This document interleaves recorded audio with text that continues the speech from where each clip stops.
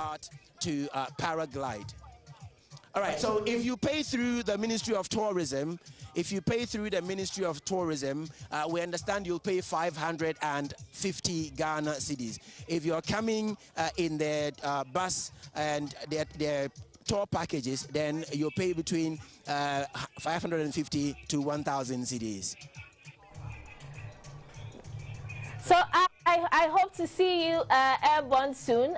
It would have been nice or great seeing you reporting airborne from while you are airborne, but I hope you would have the bravery and even the...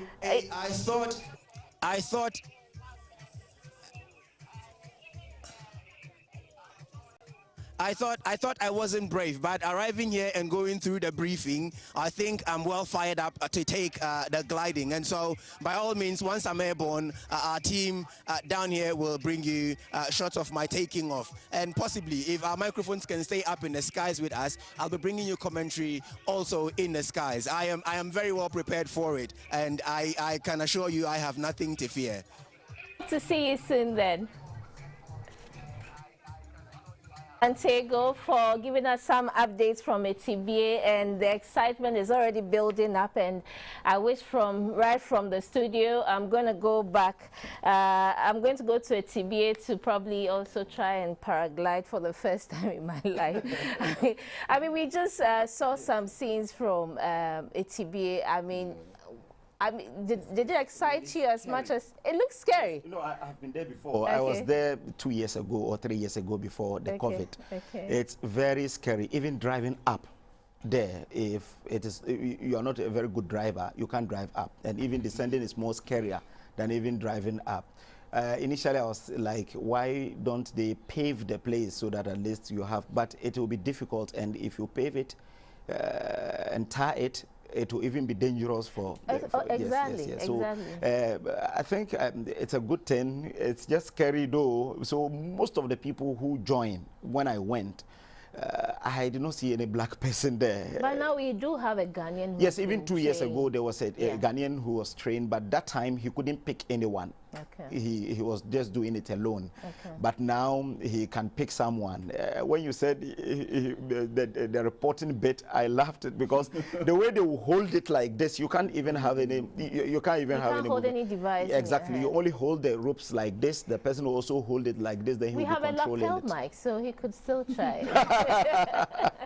He could still try. Yes. Because even if you're up there, because it's the highest peak in Ghana. Yes. So even if you're up there and you look down, it's even scary. If you fear heights, I doubt if you can even go there and just go and even. Maybe that would be one sure bet to probably overcome your fears if you fear heights. That's true. That's true, because you see a lot of people there and so on. Then you can just go and stand at the back. Okay. Okay. So yes. I'm glad you came back alive and you probably overcome that. Yes, I drove there. Okay. I drove up and drove down. So you didn't go by yourself. You had an assistant. You had a glider behind you. No, right? I didn't join the gliding. No. Oh, I'm even talking about you going up there. So you just went there and you were just yes, when you go there, you find over 500 people up there. Okay. People selling and so on. So, but you see, what are they sold at 1 cedi, 20 pesos will get to 5 cedis up there, because carrying it there is also difficult. Yeah. So it's really a very good place. But for you to join and even glide to Nkoko, this is impressive. You pass through about 5 towns before you get to where you can go up. Okay. Then you come to, you glide to Nkoko Park. And sometimes you see where they will go. That's why he mentioned Chebi. I know that definitely someone can even go there. You see them, they will go wide. If the wind is even blowing, it will come blow them somewhere. Then they gradually come back to the Nkoko Park. So it's just really scary. And this time around, it's kind of, I don't know whether to say it's expensive, but it's also, I'm sure they've considered the risk involved before pricing. I think I'm sure there should be it might not be affordable to the ordinary Ghanaian, an insurance package. And all that. The ordinary Ghanaian will be scary. It's even not scary, but even to have the experience. Yes, but majority of those who really patronize not Ghanaians. a lot of them, I'm talking about the gliding, majority of them who do that are not really tourists, Ghanaians. That's why he said between 550 and 1,000. Yeah. So it differs. If you're a Ghanaian, I'm sure it's 550. He didn't give the breakdown. No, he said those who paid through the Ministry of Tourism had it 550. Yes, cheaper. yes, but probably if you are paying, if you came on your own and you're paying at the point of gliding, that's how much. We can still you expand it and make it big. I think it's a good and thing. even now, affordable, because I mean a number of us would also want to have the experience. Yeah, when you go there, when I went there 2 years ago or 3 years ago, we had about only 5 doing the gliding, those who control the thing. That's why I said when we expand it, it may be cheaper, because now we are training Ghanaians. One person has been able to pass through the process. That day, I was there when he did it, and it's scary when they are even going. You understand? So if we're able to get a lot more Ghanaians trained, then we'll expand it. You have about 20 going, then it means it can come down. Yeah, now we have 10, so okay, go ahead. Yeah, I think it's a good experience. To be sincere with you, for once, I would say, knowing what the knowledge I have about these, 550 may seem a bit on the high side, but still, if you know what this entails, and in fact, training the people, the gliders, and the equipment, so all that. It's equally not also bad. It's such a good experience. Maybe we need to train more people. I also pray that they have insurance cover as part of the package to make sure. You see this, for instance, they couldn't go. So even try as he did. This is in Cocoa Park. Okay. Also, so he just arrived. Okay. I thought he was rather trying to no. And he did. For there, you'll be at the top like that.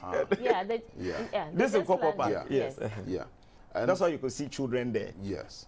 So it's a good thing. I mean, all work and no play makes Jack a dull boy. And you know, the fear of height, acrophobia, sometimes you go through these things in order to now even break away from your own fear. You'll be surprised that people who rather have that fear are the ones engaging in that. And through the process, so they now realize that they extricate themselves of such fears and all of that. I know myself as a very extremely adventurous person. And these are not things I fear in one way or the other at all. You know. And, so it means one day you'll go and try. Oh, most definitely. Most definitely. I mean, it's not the first time I visited this place was just last year. I went for a funeral. Or was it early this year? That was when I went to the Kweho, because I've been hearing the enclave and all that. And I really admired it. The driving, climbing the hill was so much fun. So, but when you're going to that Abetifi, it's more dangerous than where you pass is even tarred. Yeah, that's tarred.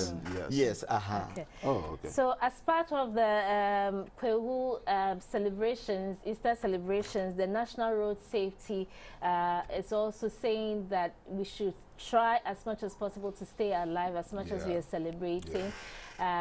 Don't drink and drive, don't overspeed, I mean, obey the traffic regulations and come back alive from Kwehu. Let me come back to the studio and go to you, Awal, because before we went to ATBA, you were talking about some investments government has made. Yes.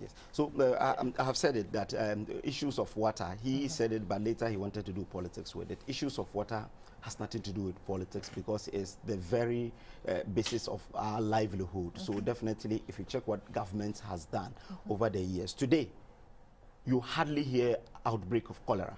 It is because we have access to potable water. I beg to differ on that. It's not access to potable water, but the fact that COVID came and we were all adhering to the hand washing protocol.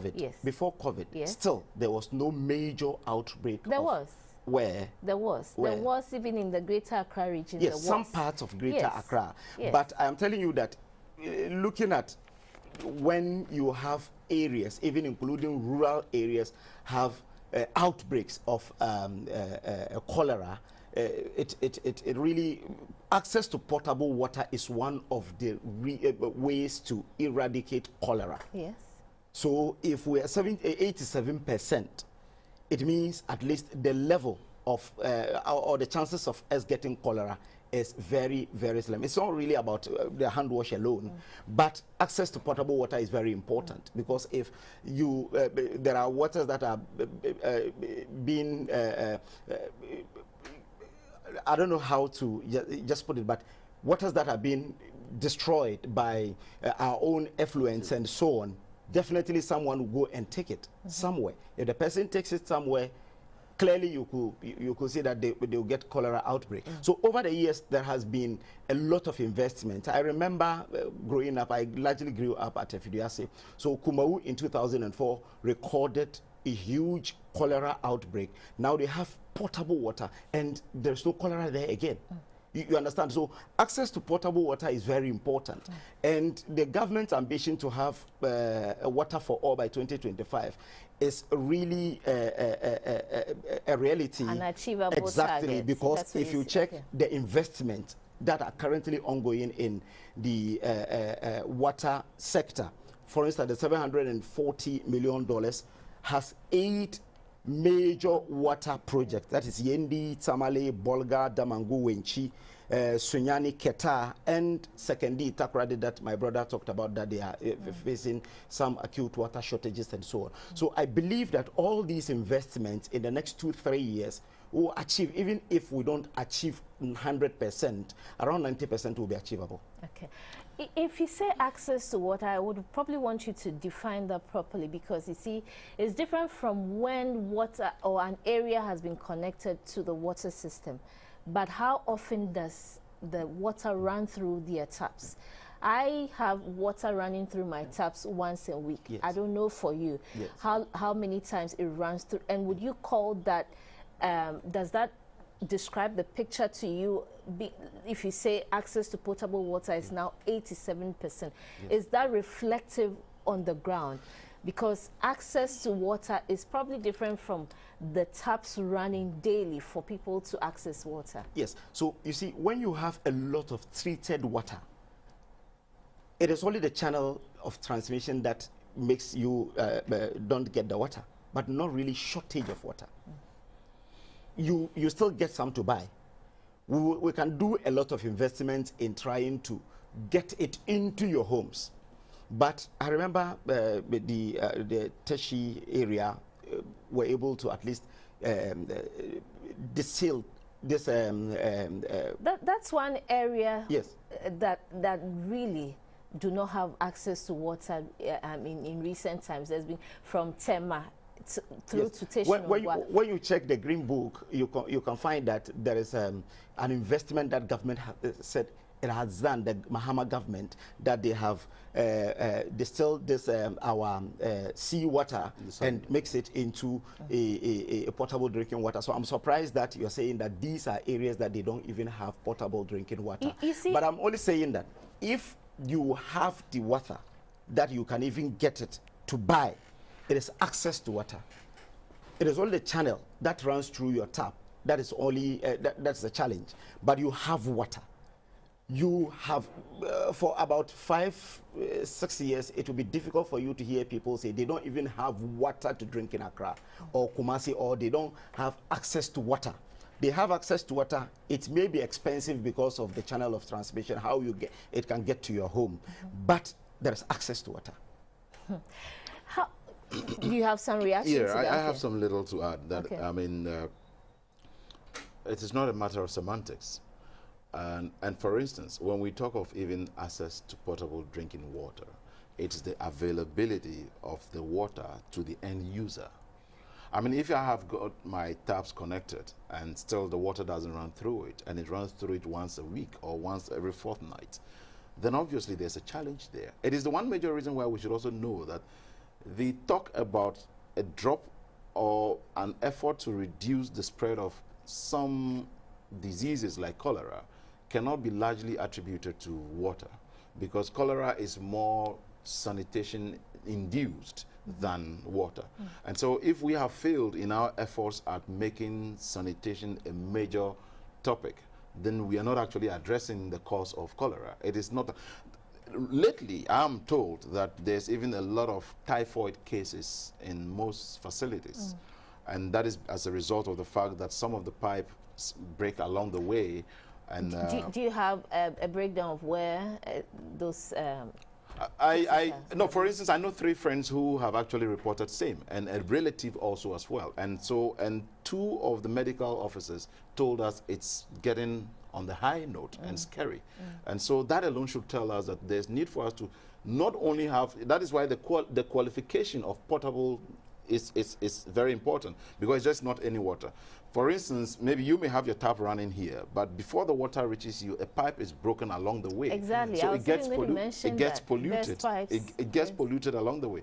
I will not hit my chest and boast of that, but anywhere I see that, I quickly make sure I take a shot of it and tweet at the Ghana Water Company with the location, etc.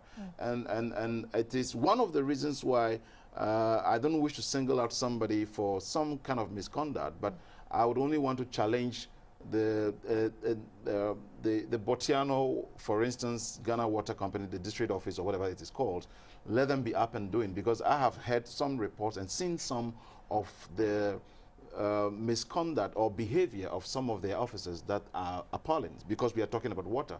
And there's a lady in particular who is in charge there, whose conduct towards people has been very bad and is being talked about. The fact is that, you see, when we achieve 87%, as we're saying, how often does that reach people? It is just like comparable to electricity. We had gotten to, I think, 85%, and you had added 3%, and we've gotten to 88%.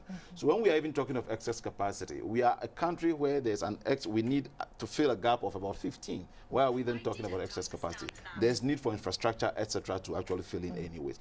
But it is not just about talking figures that we have reached this level when the water is not reaching people, because we can pull a lot of news articles where Ghana Water Company itself is telling us of the challenges confronting them. But we cannot talk only about Ghana Water Company, water for all, since we know that sanitation is also linked to it. And that is the reason I asked the question, that it is not being political. It is the president, then candidate, Ananado, who said himself that in 100 days, he'll make Accra the cleanest city.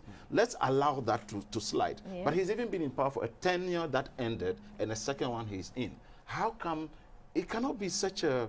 It cannot, I don't want to say it's a deliberate failure, but then it is a known failure that you couldn't do that in 100 days. 365 times 5 or 6, and still you haven't done that. So it is worrying. Sanitation should be taken very seriously. I mean, we shouldn't single out the president. Yes, and if you want me to add, I want to add even the regional minister. I think yesterday I read in the I heard in the news that they had employed some task forces. Yeah, that they're going to conduct an audit. 1,300 that they will be going around, just like revisiting the town council system. I strongly want that to be institutionalized, because you go to places people are selling, or at homes they dump things anyhow. And even if you want to be that good citizen, for how long can you be the one saying, "Mommy, where you have done this is wrong"? Somebody may even assault you because of that. But their focus is to rather curb illegal connections of water, because they claim that's also draining. I think that is also part of the country of revenue. I think that is also part of what they want to do. But I know that they also want to make sure that they fight sanitation. Okay, we've got to be wrapping up on this conversation about water for all, whether it's attainable, looking at the challenges we are having with sanitation, because you're saying that even the water we are having access to is not potable enough for us to even have good health. So, I mean, let's wrap up on this conversation. Yeah, I think that target is achievable if only we are committed to it. The truth, actually, if you care to know, is that my line of business is water. I am into water machinery. And so that is a field I am very conversant with water treatment and all of that. It is very achievable. And whatever goals leadership sets, it's achievable if only they don't turn it into political PR gimmicks, etc. Once we are committed to it, it is achievable. So the challenge is being thrown to you by your own self, that you are targeting 2025. If it is doable, it is because of the commitment you show towards it in order to achieve it. Okay. And the commitment is there because if you check the 740 million, almost everything is complete. Almost there are some that are almost starting, and there are some that have started already and they are continuing. So definitely it's achievable, because it's only left with areas that do not have potable water. For instance, Yendi, that's their major problem. And if they get this plant, it will help them. And secondly, Takra that he talked about, there is some investment going on there to make sure that they get the potable water. What I'm only worried is when I saw 74 0.4% in the rural areas, when I know that it's the rural areas that even have a lot of water. Yes, they are supposed to even have a lot of water because we have rivers and so on. But because we're saying that potable water, that is why the treatment is there. If you check the IPEP, that is the infrastructure for poverty alleviation, that now being run by Napagatia, that is the developmental authorities. They do a lot of mechanized boreholes across the country, especially in rural areas. So this will also help in making sure that they get potable drinking water. Okay. All right, so let's move on to a topic that is dear to the heart of the youth because it has to do with employment. You go to school, you do all the examinations, you make sure you pass with flying colors, and then you come back sitting at home and there's no job because no one is willing to employ you. So, I mean, over the week, the Vice President launched this National Youth Volunteers program, and also that's also to encourage the youth to move into volunteerism to serve the nation. But over the years, we've had programs or platforms like NAPCO, we've had USTART, we have YEA, we have NYEP. Is it not just I just want to play the devil's advocate here. Is it not just a throw about of jargons or words? And I mean, how much of these programs has translated into giving the youth meaningful employment, not just coming to training them into masonry, training them into to attain some skills or one sort of the other? Meaningful employment that would give them monthly incomes or some form of livelihood for them to make meaning out of their lives. Let me start with you, Well. Yes, I think when you check the statistics of youth unemployment and the number of people that are ready for the market, according to the Statistical Service, you get about 200,000 people yearly to at least come out looking for employment opportunities every year. And the government sector is only able to absorb only 5,000 or less than that every year. So it's a private sector that is supposed to at least absorb the rest of the 190-something people that comes out of our various tertiary institutions, and those who are really ready, who have attained the age of 18 years and are ready to be employed. So government over the years started doing a lot of schemes so that at least you are able to make sure that you give them the necessary environment for them to work.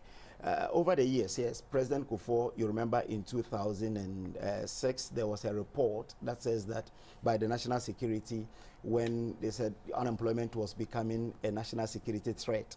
So government needed to move in swiftly to start something so that at least they can engage the youth. That was how the National Youth Employment Program started.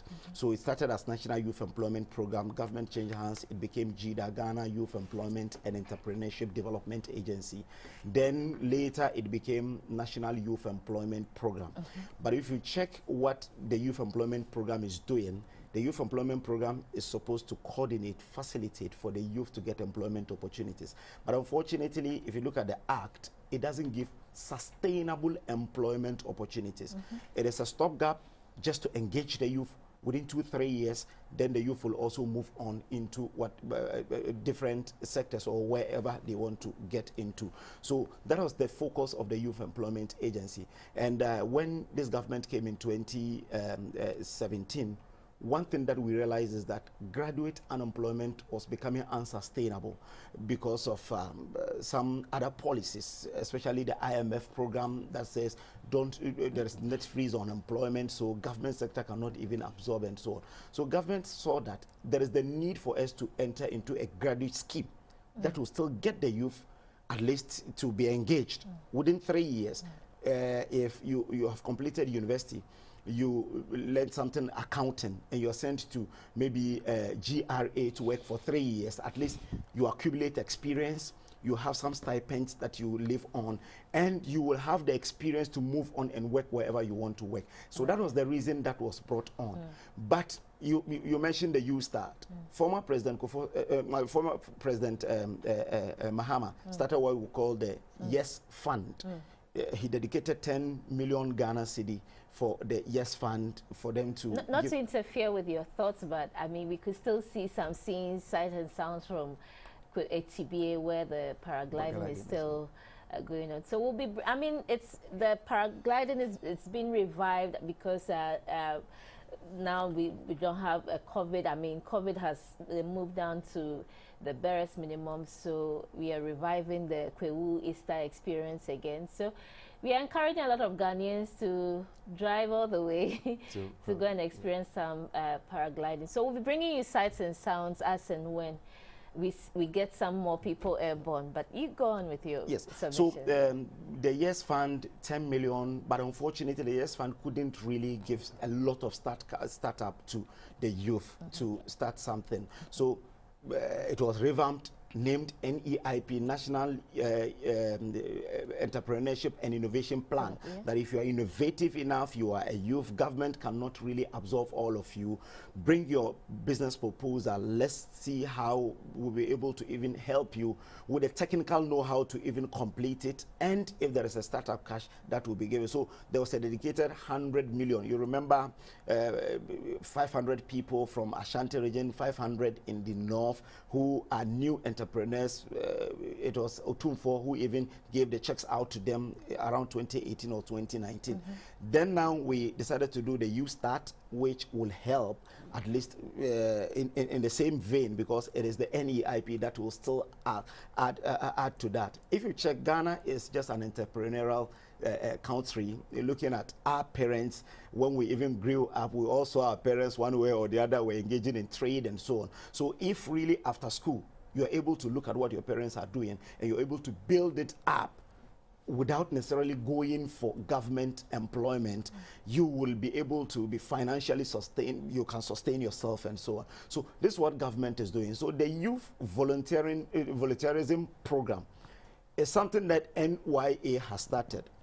The National Youth Authority was established by Kwame Nkrumah. And the aim of this organization is to help the youth in the socio-economic development and participation in political activities. So it is fully, if you define what they're supposed to do, they're supposed to give the enabling environment for the youth to participate meaningfully to the contribution of this country, and the spirit of volunteerism in what they do. Over the years, we don't really get to see that. If you see something that you do as a volunteerism to help this country, it is maybe through national service. And national service is also a reserve of those who have completed tertiary institutions. So the new leadership of NYA, headed by Pius Hajide, decided to do something different or to revive the vision around it. So they said they're doing 100,000 youth. They are targeting those who haven't been to school before and those who have up to senior high school level, so that they engage them to do volunteerism, to do work in various sectors of the economy, the agric, and youth enterprise. They have about 13 models that they are looking at, so that they will post the youth there. The youth would be there doing volunteerism. They may get some allowances, but the idea behind it is that I am idle. I want to also help my state. So in helping my state, I have the wherewithal to be in maybe the agric sector. So I want to go there, help, so that within that time, if it is school that I want to go, then I leave and I go to school, but I'll get certificate that indeed I did a volunteering work. If you check, even at GBC, I know you get people coming from outside to do volunteer work here, from France and so on. So that is what NYA under Pius Hajide and his team decided to revive, and that was what the Vice President launched in Kumasi. So really, these are programs that has come to help the youth. Over the years, it has helped a lot of the youth, even with the Youth Employment Agency. If you check Ghana Police Service now, There are a lot of people who are into police service because they pass through the community police within the Youth Employment Agency that started from 2006 up to today. So really it is a preparatory grounds for them to get into the mainstream, or they get regularized into let me give the floor to Elikem. I'll Yes. come back to you to find out the youth response and whether these programs have actually benefited the youth who really need that form of employment. Elikem, let me find out from you. I earlier on asked whether these were just jargons being thrown about, I mean, from time to time to just revive. What are your thoughts on that? Yeah, thank you. I mean, like you put, that is what it is looking like. The fact that you recall, and if I want to serve the memory of our viewers right, 2 or 3 years ago, President Nana Addo was in Canada during some gender program, if you recall, where he did state over there that in Ghana, back in Ghana, he had mobilized and recruited over 5,000 youth, mainly men or males, to join the He for She campaign, which was a palpable lie that was being peddled by a sitting president on an international stage, when not even a single person down here in Ghana was recruited as a volunteer for that. And I'm putting that to the viewers again to cross-check, and I can share that video as well with you. That was a certain president saying so, lying of that he had actually gotten over 5,000 volunteers to join the He for She campaign, which was falsehood. Now, the reason why many may be asking if this is just becoming a jargon-filled kind of pronouncement is because not long ago, you and I heard the finance minister, while reading the budget, talked about Youth Start, which was said to employ a certain number of people. I recall at the time, if you did the calculation, it meant each person was going to be receiving 300 cedis if the entire e-levy was going to be allotted to them, which also didn't even make logic in the first place. 300 cedis? Yes, if you did the calculation by the figures. If someone can feed me the figure, we can look at the numbers. You need to give us proof of that before we can take they mentioned, no, that is why I'm referencing the exact figure they mentioned and the number of people that, if you can give me the amount, the number of youth that were told. So if you're not sure, why will you? No, because I did it. You don't have that just off head. That is why I'm telling you, because I remember very well I did a calculation on that. If anything at all, while the program is ongoing, I can still revert and then do that. So that is okay. You see, and so then you also recall NAPCO. Not so long ago, a lot of them are being left off, or that they have acquired enough experience and they should now be weaned off the system. We admit as a people that unemployment is becoming a major threat to national security, especially that not just, we are in April. Just last month, we were told that unemployment has reached its highest in over 35 years or so in Ghana. And so if that is the current state, then government must put in measures to ensure that we resolve this. And these stopgap measures are not the ways to go. Many other times they have asked questions. So you, the NDC, what have you done? What are your... When you are putting up infrastructure, what is the goal?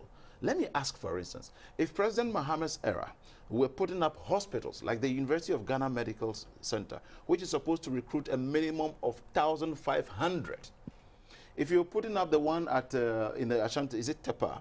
If you're putting up the Bank Hospital, the Maritime Hospital, if you're putting up the institutional hospitals, look, it is a regime that is, you see, it's not in any of the budgets. You see, don't be, Former President Mahama didn't add anything in his budget that he's recruiting. For instance, this GBC is building a hospital. Why will a regime say that it brought that? The subvention come to GBC? That no, they use their IGF to do it. No, it's not a direct. No, exactly. It has nothing to do with government. Bank of Ghana use their IGF to construct a hospital for themselves, and you're claiming credit. You're right. You see, let me ask a question. Who appoints the one in charge of driving? It's not in your budget that you're saying that my vision is that. No, yes, it is good to it's good to posit this very well. The reason why there's an appointer that makes sure that an appointee is sent somewhere. Let me give an example. If, for instance, President Mahama appoints Kwame Iwuadako to tour and bust, if Kwame Iwuadako is doing well over there, in whose name do you think he is acting? So if an appointer appoints a director here who knows the vision of the leader. No, but and it is doing has this. nothing to do with government's budgets or government No, it was never in the And why do you budget. think that it must always have to do with budget? I am sorry, then that is hypocrisy. The budget is your vision to the people of this country. You aggregate everything, then you put it in the budget, No, and you tell them you this what see, you want to do. then we have even gotten it wrong. No, if that is your view, once because that is performance mediocrity. indicator, it's not. I mean, it has no linkage with government. Why would it have linkage? It has no For linkage. instance, let me give another example. Who appoints the governor to the Bank of Ghana? The president, right? Yes. The actions the governor is taking there, you think he doesn't consult the president and the economic management team? So why will we settle for mediocre? Government unpopular, but let's come back to the.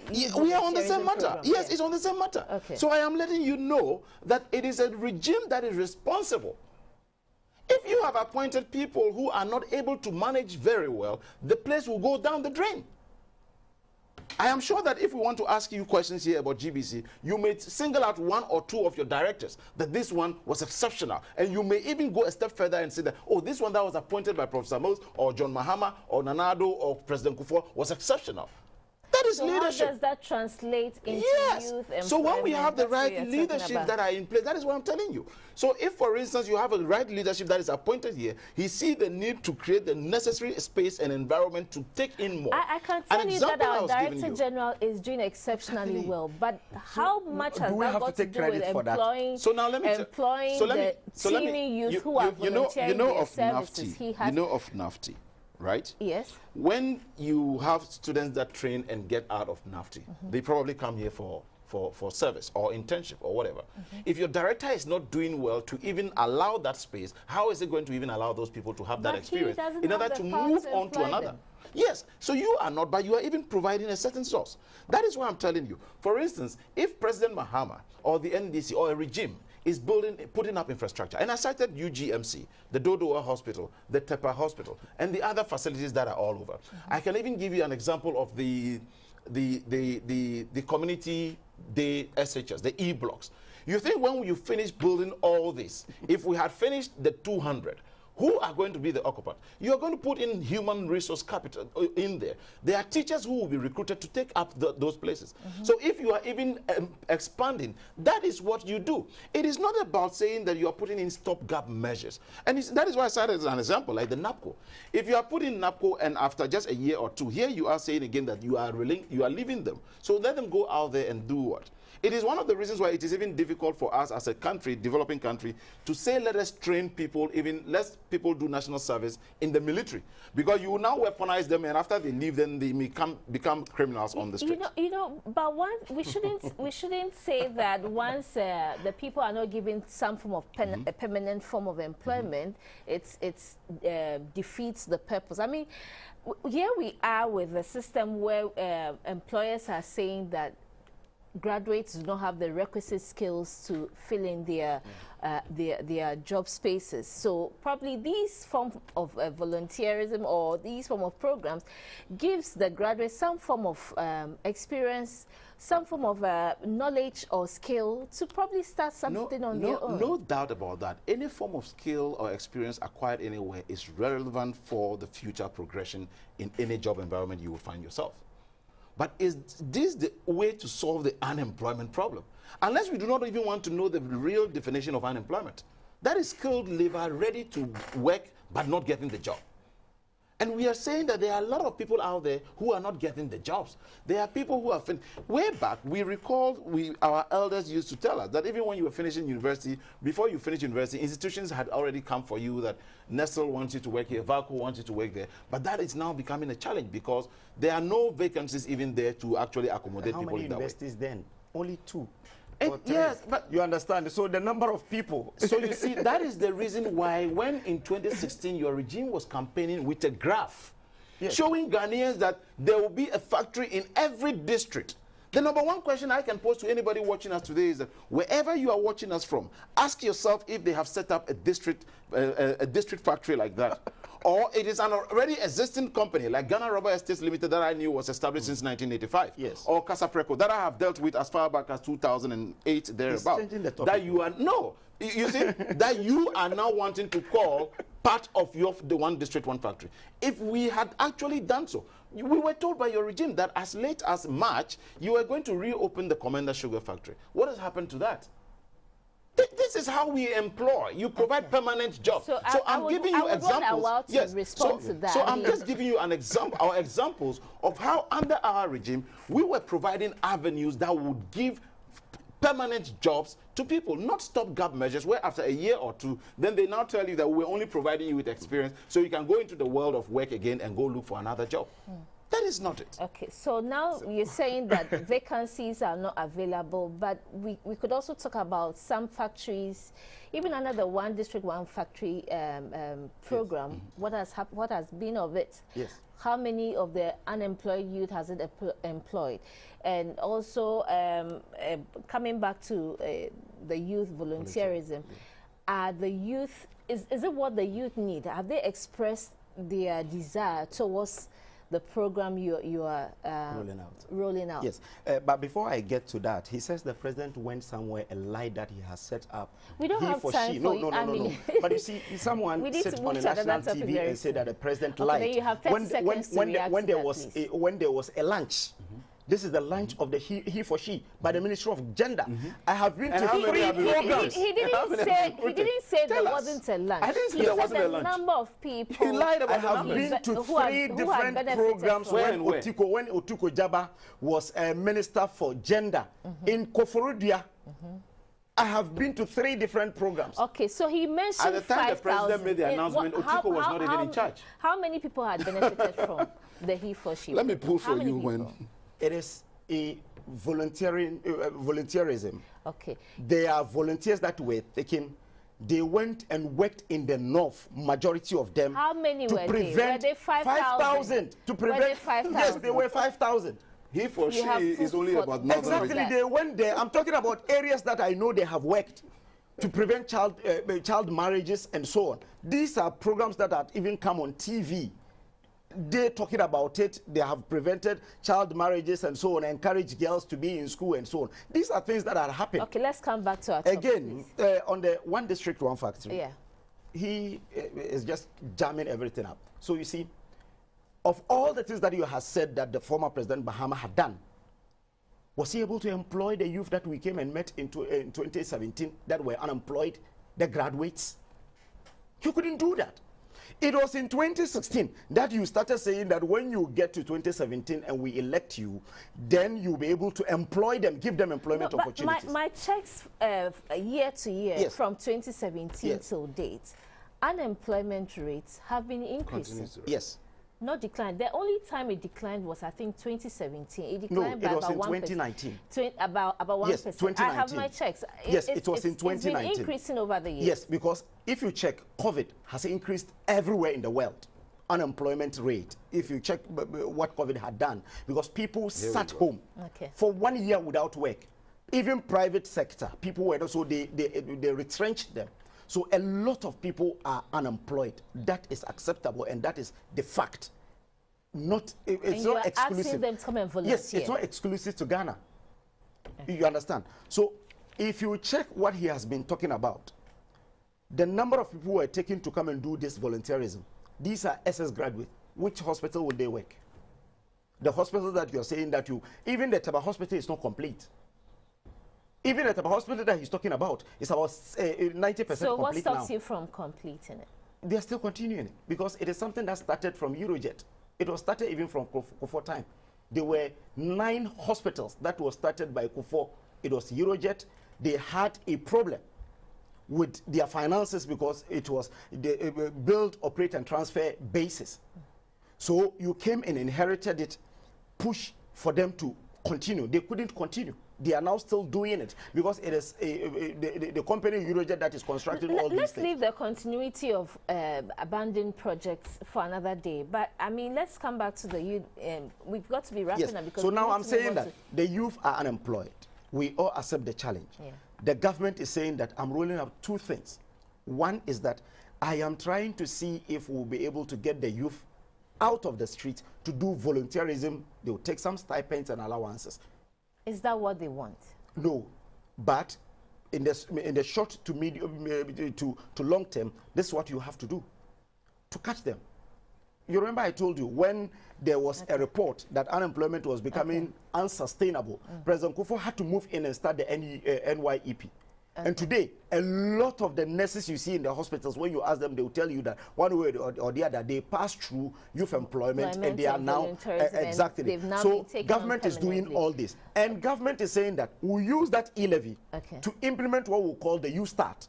So if I am in Asawasi constituency and I'm able to set up a small factory that I am able to employ 5 people, if they look at the plan and they think it's viable, they will help me with the technical support, then they'll give me start-up cash without me bringing collateral. Then I will be able back after a period, exactly. Right? Then I'll be able to employ some people over there. This is what this government is doing. They don't have any alternative to what we're talking about. So they will be rehashing our problems. But I'm telling you that we know we have a challenge, and the challenge we have is that those who haven't been to school up to senior high school level, this is what we're doing. Today, as I speak, by next week or next 2 weeks, Youth Employment Agency will train people as community health workers. We have advertised already. We're taking 10,000 youth that will be working in the communities as auxiliary health workers. We'll train them in the next 2 weeks. Then after that, we'll roll them out. These are things that this government is doing to solve the unemployment problem that it's a global phenomenon. Training of community health workers into nurses is because of the brain drain that's going on in the country. But I mean, we've run out of time. I need to move on to my next topic, but we also need to get some live feeds from ATBA, where we have some paragliders or those who have revelers who have experienced it to share their experiences with us. And so if that is ready, we'll just roll it up and move on to the next topic.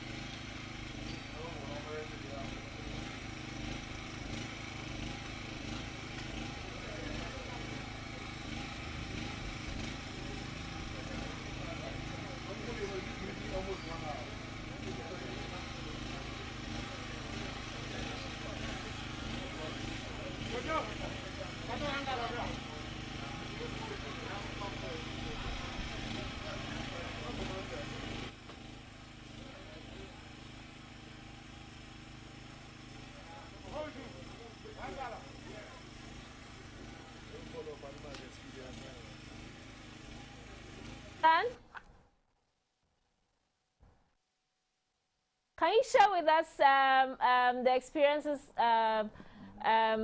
some revelers have had after paragliding?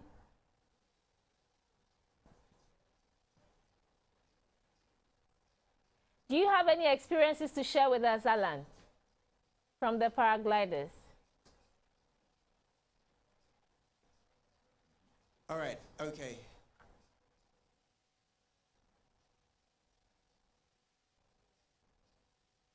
I'm sure it's delayed transmission, yes. Yeah.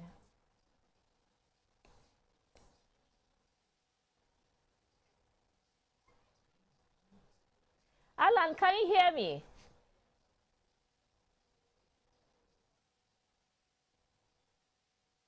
Okay. Yeah, I can hear you very so I'm sure that's a Sarah. Anyway, Ghanaian. if you can hear me, yes. We're still at the paragliding site, the takeoff site. Obviously, the team down at the landing site are also in touch with us. As part of our, bringing what we're doing today to viewers, we caught up with the authorization or the people in authority who clear our airways for any air activity to take place. By that, I mean the Ghana Civil Aviation Authority. And I'm speaking to one of the men, Mr. Amako, his name is. I asked him earlier what they do, what they check, and whether or not they have a certain satisfaction levels before they can clear any of these gliding equipment to be up there. And while they're up there, what happens if an aircraft is to come towards us?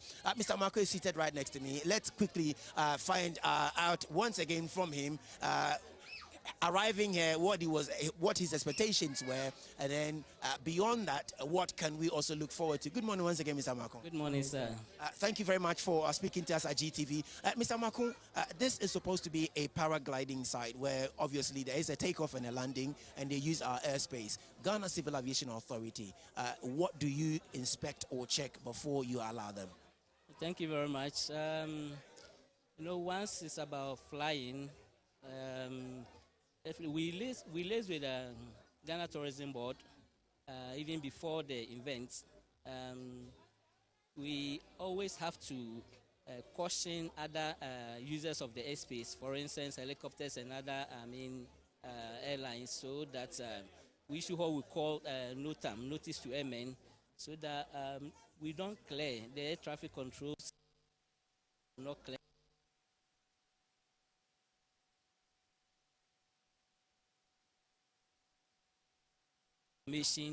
Inform them that this operation is going on around this site. So as a matter of fact, we ensure that their operations doesn't conflict with the normal flying activities. Or even we have others like others flying balloons around. So we have information on all these things, and we coordinate and ensure that there's no confliction. Secondly, we also look at the landing sites. We look at the takeoff sites and ensure that it's in consonant with the necessary requirements. So before then, we try to do the inspection on both sides, and so far we are very much satisfied with everything. Yeah. Thank you very much, Mr. Makun. Aircrafts have certain altitudes they can fly up to. Do you have altitudes assigned to these paragliders while they are airborne? Yeah, we don't have specific altitude, but we know they don't go beyond certain limits. What we are very conscious of is now we have other stakeholders in the airspace. For instance, drones. A lot of drones have been registered with civil aviation. You have helicopters who also fly very low, and these are the areas that we ensure that we give the necessary information to each other.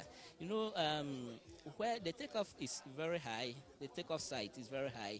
As you go down, it's low, but comparatively looking at the elevation, it becomes very high. So you may have helicopters who will be conflicting at the same altitude.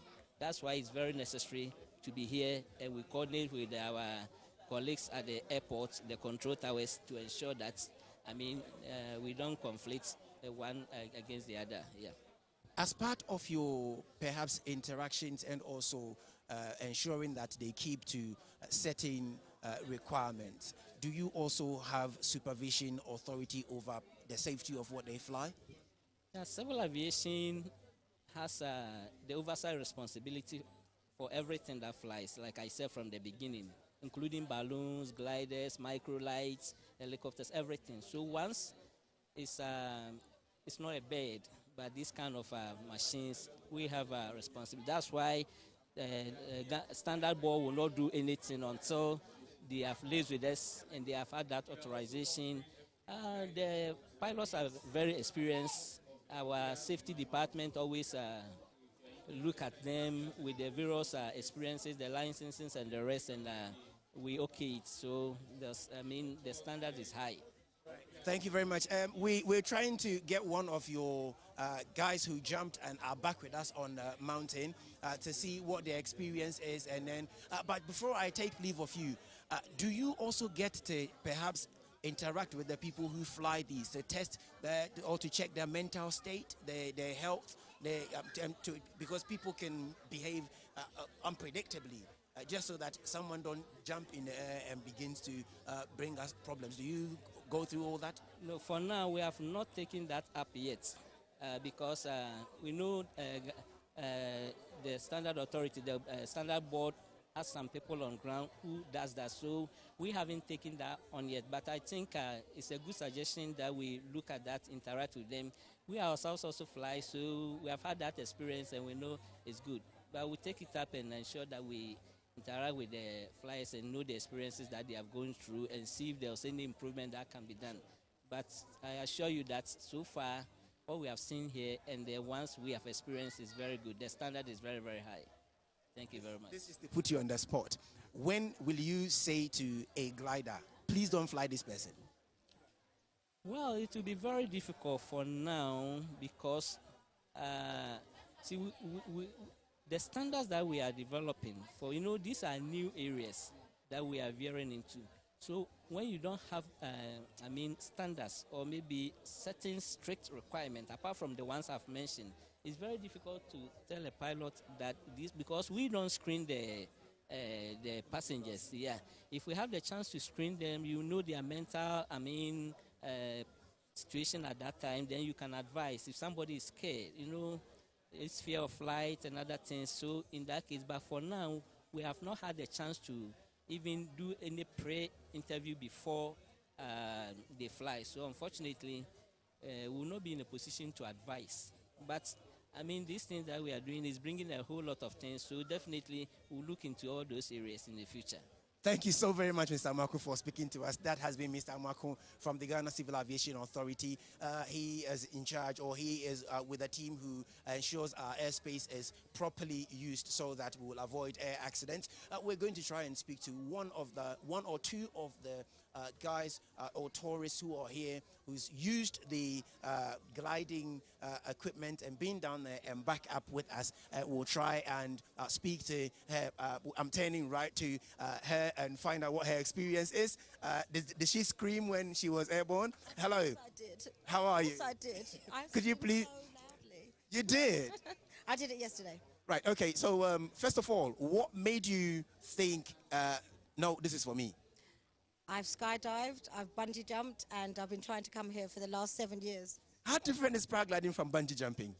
Very different. How? Because I've done bungee jumping before, so... Bungee jumping, you're left just hanging when you actually complete the dive, which makes you scream.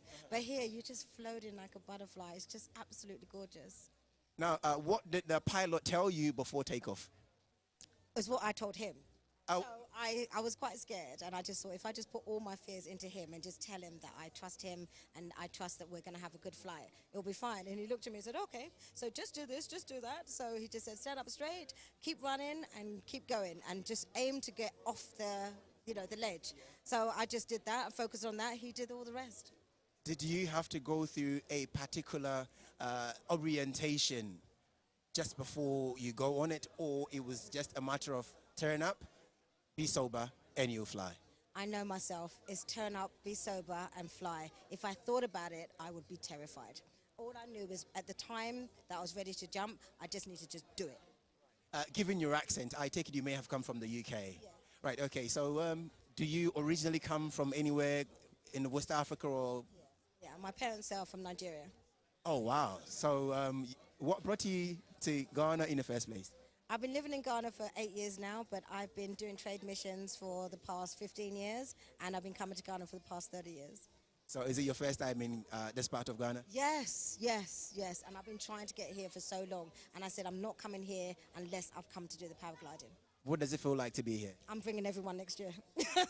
I just love this place. I love Rock City Hotel. I'm coming with my girly groups. We're going to really make sure that we look at, really travel around this beautiful area. It's fantastic. Absolutely awesome speaking to you. Thank you so very much. And so that's it. She's been up there. She's done it. She's been here. She's done it. She bungee jumped. She skydived. And she's paraglided. Now is my turn to go. If you can hear me, Sarah, I'm getting myself ready to be airborne. Okay. Hope to see you. Hope to see you airborne, and all the best with that.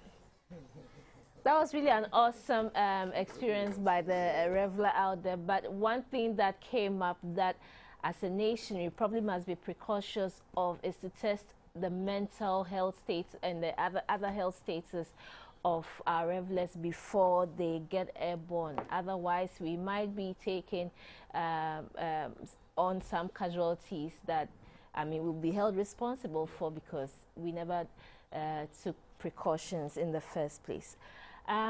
Back to the studio here. We've run out of time, so I'm not going to give you any chances to respond to that. Maybe in your submissions in my next topic, you could cite any. Okay.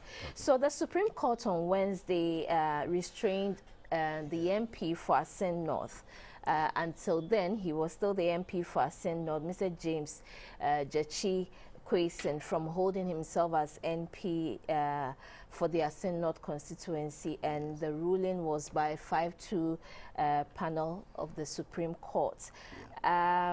I mean, although the case, the substantive case is still in court, so I wouldn't want us to make any judicial statement. It's still in court. What the Supreme Court upheld was the injunction to hold himself as MP, because the High Court had earlier on ruled that he wasn't the MP or the representative for the Asin North constituency. Let me have your take on that. Let me start with you, Elikem. Yeah, thank you so much. I must say that it is very sad how even in recent times you and I have heard a lot of commentary around even the Supreme Court that seemingly suggests that their image continues to take a nosedive, and that should be worrying to our justices. We have heard many people say things. We heard even the former president. We heard even none other than their own the Interior Minister, the National Security Minister, Kandapa, just recently made some submissions that told them that if verdicts or judgments were, political judgments were seemingly just being lopsided, it was a threat to national security. And he spoke just the truth to them. I know it might have felt very embarrassing that Supreme Court judges who always somehow saw themselves as gods on earth felt that they should not be told the truth. But there are sometimes, we are all humans, and there's the need to get off your high horses. The reason I may have to say this before I proceed is because if you recall the case in the involving the Techiman South MP, for instance, the Wenchi High Court rejected an interim injunction that if that was done, it was going to prevent the people of their representation in the legislature. And so if it is the same judicial system, and then at somewhere else, it's been a different case, and to even have the Supreme Court also uphold that judgment that the MP he still remains an MP but cannot hold himself as a parliamentary, his duties, cannot discharge his duties. It beats my imagination as to what exactly informed the decision of the judges. In as much as I can question what exactly informed their decisions, but I think it is not clear. It is not sane to me. And also not to forget the fact that you and I know of some revelations by Anas in his expose that indicted the judiciary largely. Okay. So when you have that at your at the back of your mind, and you have even the Minister of National Security telling you again that, look, your judgments are seemingly going in a certain way and it is not looking good for us because it's painting a certain picture. But before I permit you to go on, I would want viewers to be aware that all views expressed on our show is that of our guests, not that of GBC. Yes, exactly. And so, and the fact that even the matter, the substantive matter, still remains pending in the Supreme Court whilst they've taken that decision beats one's imagination. And it appears that sometimes there's this perception that the judiciary sometimes hide behind the cloak or the cloak of either being untouchable or being the ones you cannot question, and you need to be careful as well. So take certain decisions. But as people who the law is made for as well, we also have the need to question why some of these things happen. Because I just cited an example to you about the Techiman South MP, who was an MPP MP. And so if you dovetail these into what the national security... That case is still in court. It doesn't rule out the fact of the judgment. You're still challenging that. It doesn't rule out the judgment. Yes, I am. Yes, it doesn't rule out... comments that would it doesn't rule out the... cite you for contempt. It doesn't rule out the fact that there was actually... The court rejected the interim injunction that was being sought. That is what I'm talking about. So because that was to prevent the MP from also being seen as an MP. And the High Court there said no. Then you flip the coin, the same judicial system, and in the case of Jechi Kwesen, it is being granted. So is there a certain cherry picking even of our judicial system? So, and if I may just conclude, it should be worrying to us, especially that you will agree with me. You are in the media space. In the past month or two or so, it appears there's been a lot of commentary about even the judiciary. I recall even what that spectacular write-up by lawyer Francis Sosu that puts even the bar, etc., more or less exposed some kind of bias. And so there's the need for us. It is only an appeal to them all, even to the justices, that look, there's only one country called Ghana, which we all belong to. We either build it together, or as we are even making attempts that we think we are building, we're destroying it. And we'll be the ultimate sufferers even in the end. Okay. So the first defendant, which is the MP in question, Mr. James Kwesen, thinks that government is trying to deny the people of Asin North of their due representative in Parliament. Do you see it to be so? I mean, Elikem was just saying that in the case of the NPP MP of Techiman, yes, it was upheld. The injunction was not upheld. Yes. It wasn't granted. But in this case, it has been granted.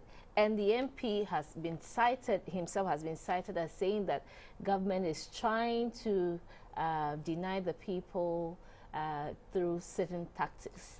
Would you agree? I think anytime the NDC is in opposition, just check their records. Anytime the NDC is in opposition, the court is against them. Anytime. You remember when their national chairman said they will purge the judiciary themselves. When he was asked how they will be able to purge the judiciary, Dr. Kwabneji, he said there are so many ways of killing a cat. You remember? I don't know why this bastardization of the judiciary by the NDC when they are in opposition. Now, these are two different cases.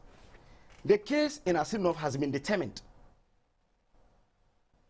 It is a case that a high court has pronounced on. The one in Techimai, you are now challenging it. So how is it the same case? That you're saying that stay should apply here and stay shouldn't apply there. The case is that we are challenging 3 seats now. We're challenging Jomoro, we're challenging Savulugu, and we're challenging Asinov. Asinov is conclusive. The substantive case that you're talking about is the appeal that there is a high court judgment. The Cape Coast High Court has given a judgment that he was not validly elected. He filed for an appeal. He was validly elected, but as at the time of filing for filing his application, they said they quashed that election. Because he was elected. Yes. Yes, he was. They voted for him and he won his by election, 54%. His election has been quashed by the Cape Coast High Court. Yes. So because he cannot, at the time he was filing, he was not a Ghanaian. He had dual citizenship. Okay. So there is a case that has been determined. He has filed an appeal. Yes. Until the appeal is being upheld, the case still stands. The judgment still stands because there is a judgment in that case. In the case of Savulugu, we are there challenging an NDC MP. So do we have to say that the NDC MP should not hold himself as an MP because there was no judgment? There is no judgment in that case. Again, in Techima and South, there is no judgment. But this one, there is a judgment. And because there is a judgment, you must step aside because that election has been quashed. So that is the difference. Again, if you check, people say we're denying the people of Asin North. It is the court that has said that that elections has to be rerun again. Then he still goes to Parliament. So we'll have to go for an interpretation to be upheld that indeed if there is a court case that has been determined, if a high court has said that that election has been quashed, then the person cannot represent the people unless a by-election is done. Then he has filed for appeal. We cannot wait for the appeal to say that the people should not get. That's why the Attorney General says that the EC can go ahead to conduct an elections over there because there is a determination to that case. It is the appeal whether he will win or lose. If he wins, then we go back again. If he loses, then that's fine. So that is the case. And if you are in Tachima and South saying that that seat should be declared vacant so that a rerun of the elections is there.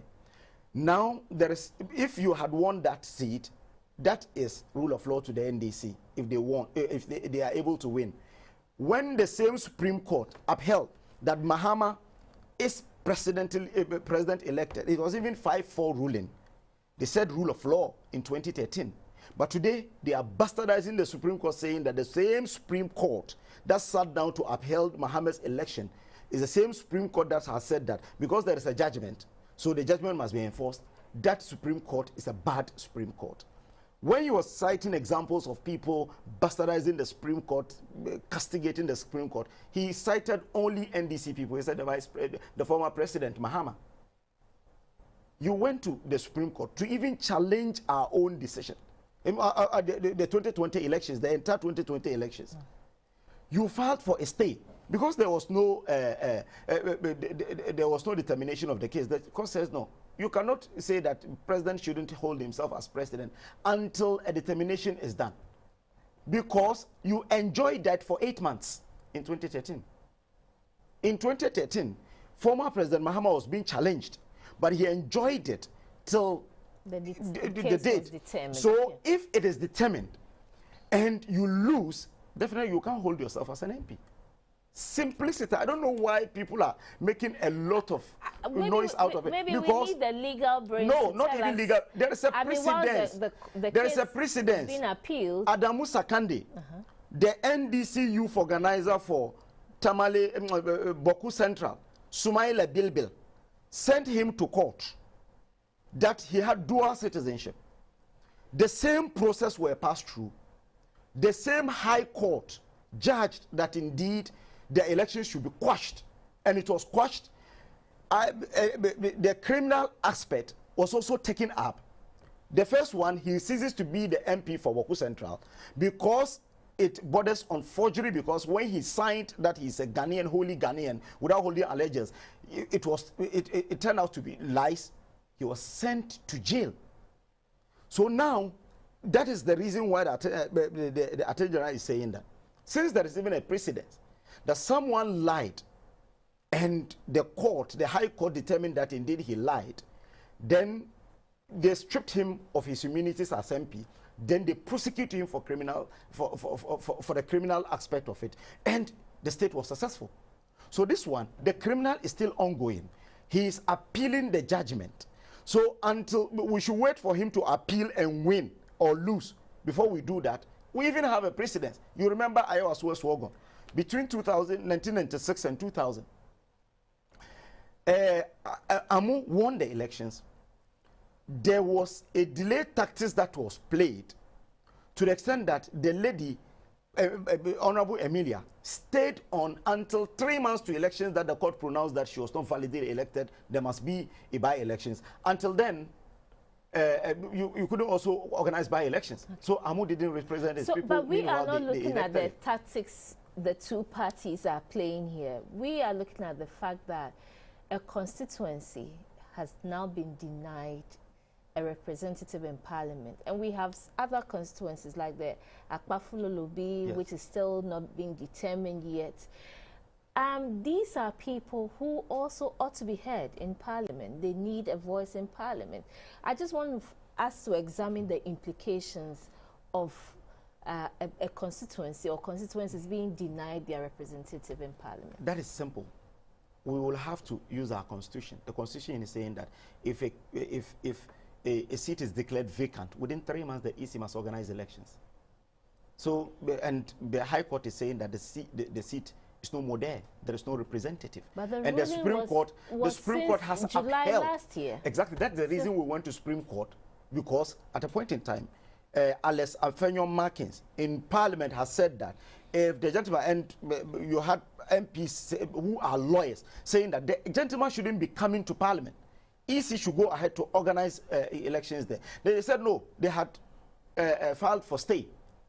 So that is the more reason why the Attorney General will have to go to the Supreme Court for a determination, for an interpretation of the Article 94. Okay, so let me come. So that at least there is a finality to it.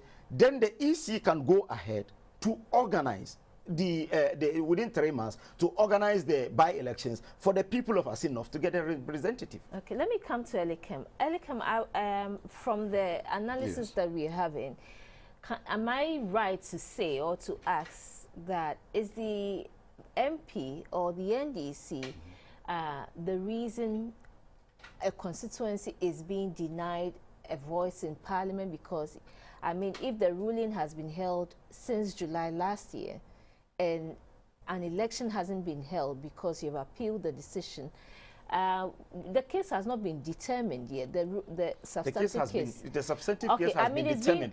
The appeal that has not been determined. Yes, it hasn't been determined. And there is even a report. I don't know. The judges are asking Daily for Graphic expedited reported action. that they couldn't file their written submission within 3 weeks, so it has been struck out. I don't know if they had, I mean, the done Supreme another. Court judges has also said that they should file their memorandum of issues so that the case will be the substantive case has been determined. It is only the appeal. So is it so let me ask Elikem, can we say the NDC is to blame for the constituency being denied? I do not know how. In the first place, quickly, in the case of Sekonde, my brother has forgotten that it was because he did not renounce even his citizenship at all. These are two completely different matters, so don't even bring that up. Sekonde did not renounce his citizenship. This one too, in the case of he renounced after he signed on the 9th of October. He signed that he doesn't owe any allegiance to any other country before Electoral Commission okayed him. On the 25th of November, he got the certificate. So it means at the time he was signing, he lied to the people of this country. Maybe he had filed his renouncement, but yes, he had filed. He had not been granted. The CI is saying that before you sign, you append your signature, you must be a wholly Ghanaian. Let me be fair to Elikem, please. Go ahead.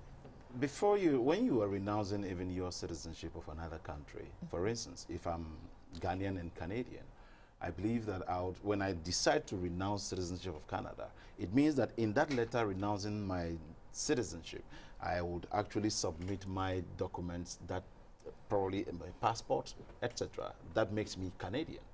And at the time that the gentleman has even done so, he has actually done same.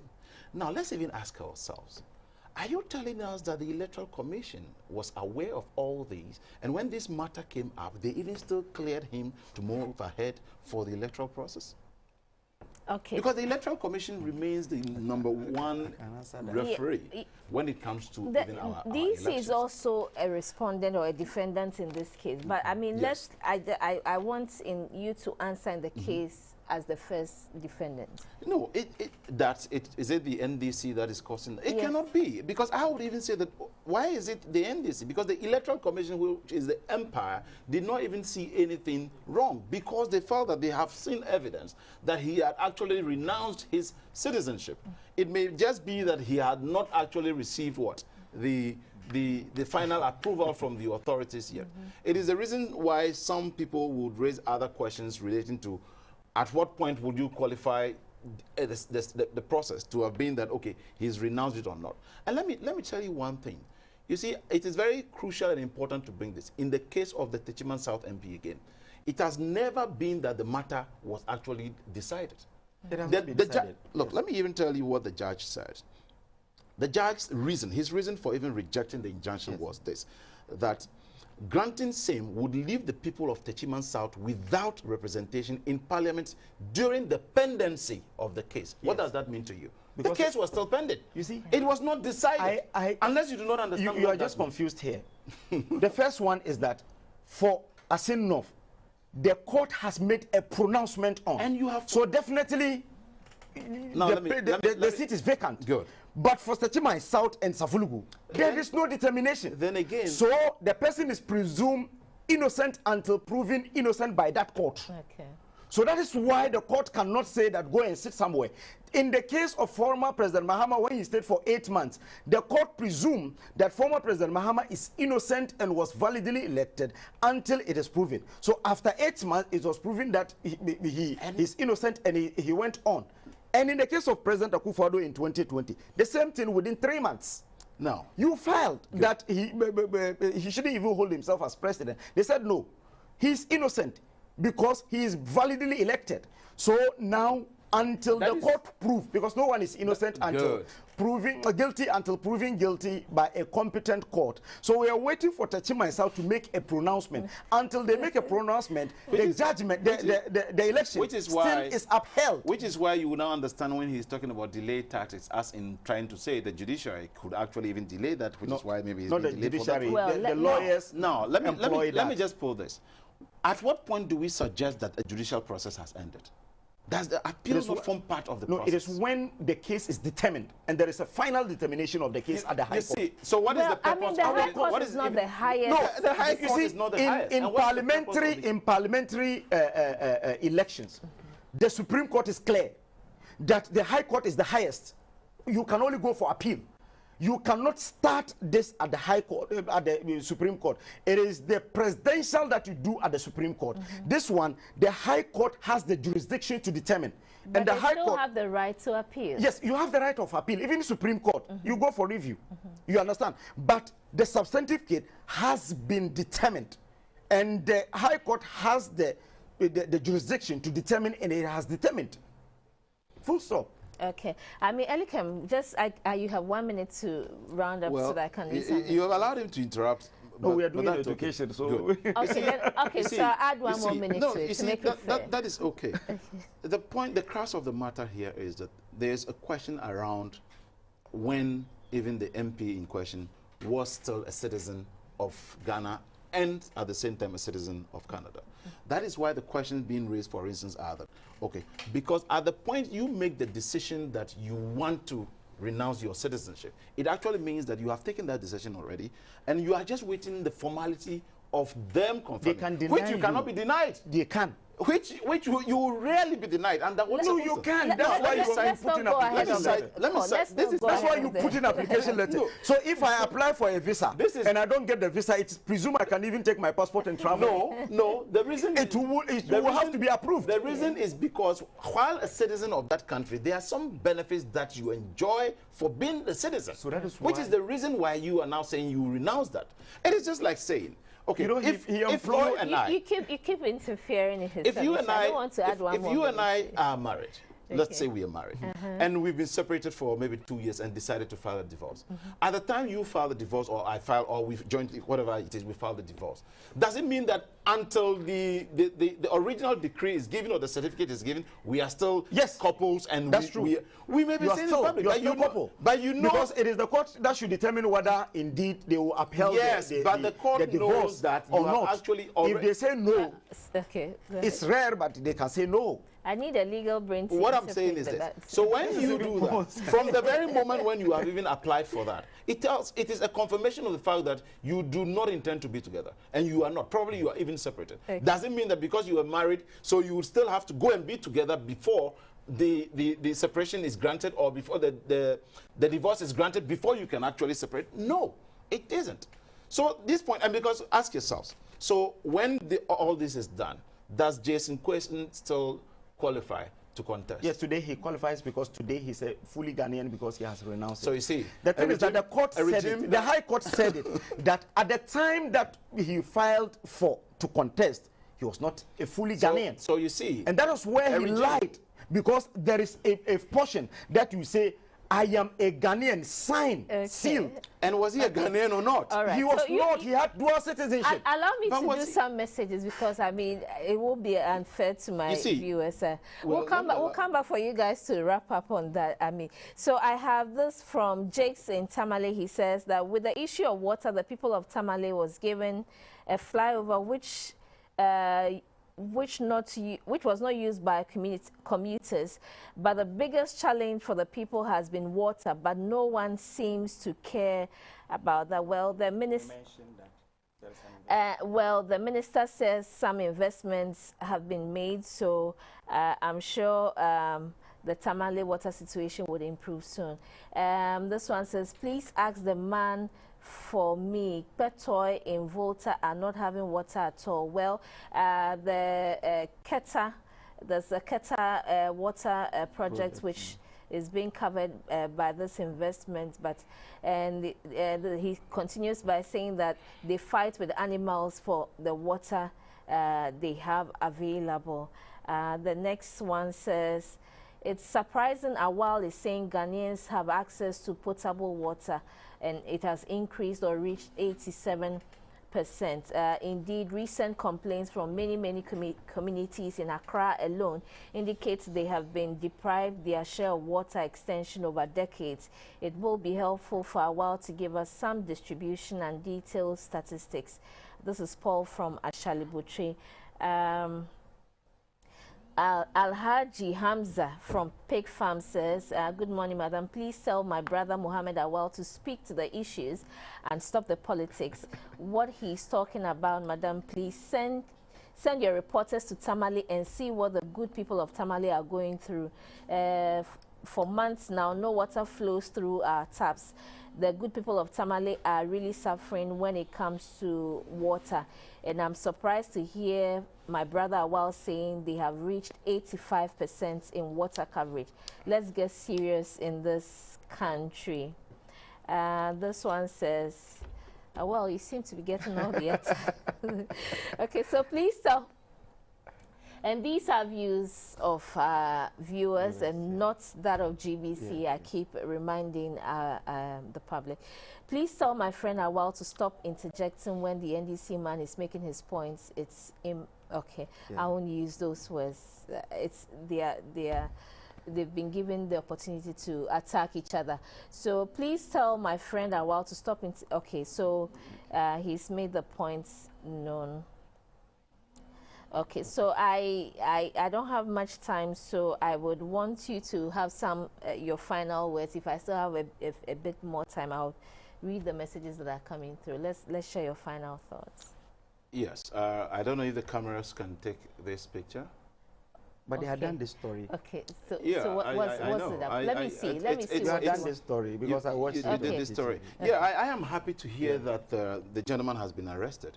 Okay. And I don't know if he owns Ghanaian citizenship as well or what have you, but I think he ought to be dealt with strictly by law to deter other people. Even maybe he's a dual citizen or whatever. Yes. To have foreign nationals, Lebanese, to have these kind of Lebanese that think that they can take the laws into their hands. And I see something interesting here, and I want to question the police.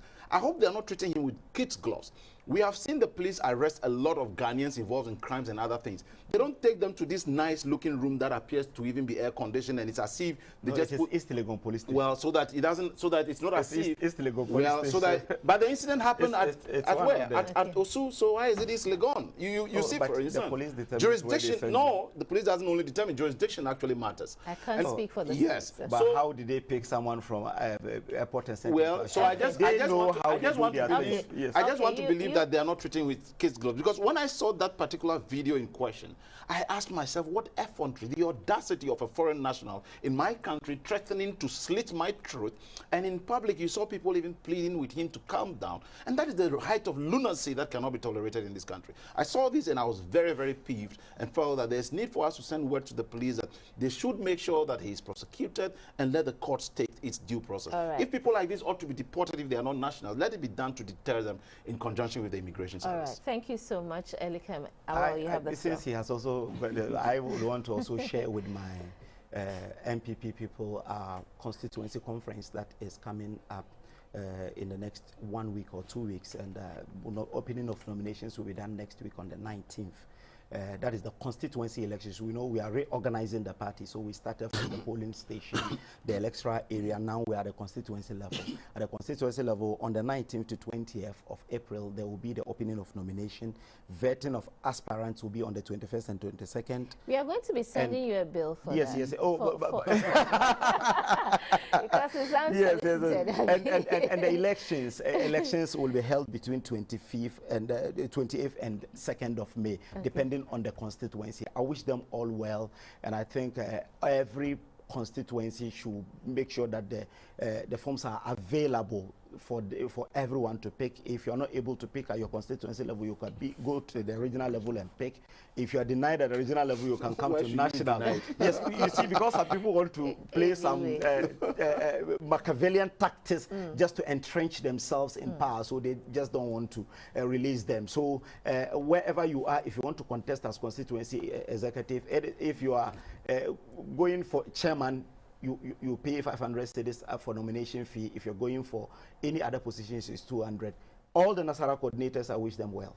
All right, thank you so much. You both didn't wish us even a happy Easter I was for going to all our efforts. okay. But I mean, my producer will allow me a minute to read some messages that came. Okay, so this one says, some of the graduate youth even need a loan to start business with, but when you contact the banking institutions, they'll ask for your salary from the controller and accountants. So that's what the youth start will do. Okay. Yes. I mean, if it's not going to be discriminatory, I mean, that because I always say this, even if it is discriminatory, at least you get a lot of people going out. Okay. If I give it to my brother, tomorrow I'll not give it to my brother again because he'll be sorted out already. Okay.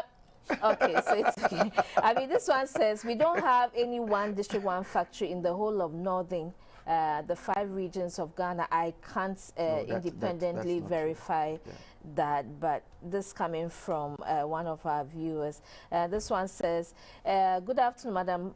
Please ask Mr. Awal for me if I'm a NAPCO personnel under the Educate Ghana module with all qualifications. For the past 3 years, GES has been recruiting, leaving with the NAPCO trainees. They've been left out because our crime was that we did they did some sandwich program. So what's their faith in this, because the GS is employed, but before you are employed in GS, you have to have the professional certificate. So you should go and write the professional certificate. They will be regularized because it is part of the things government is doing. There are 3 pathways. And they've not also been paid their salary since October. That will be paid. It's allowance, not salary. I mean, but if you are saying that this is something for sustenance, and you haven't paid since October, and you're even going to win them up. In October, their 3-year tenure ended, and government asked them to stay on. Government asked them to stay on and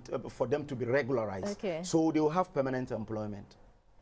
Okay, so we've run out of time. Okay, the question is, if a thief stole money and was caught, do we say that, or let's give part of the money to his child as chop money because the child deserves to be given chop money? NDC should give us a break. They should prepare for a by-election. Why, if his question is better than Adamu Sakande? Well, I don't get the drift from what he's saying. He won. And he they said, still win. this one says, this one says, how can somebody say that the Supreme Court is denying the people of Asin North a parliamentary representation since a fraudulent candidate represents them? We can't say he is fraudulent. Anyway, time will not permit me to read all your messages, so please forgive me. These two took all the time. So thank you so much for joining us for the past 2 hours to analyze some of the issues that made headlines during the week. See you same time next week. My name is Sarah Furry.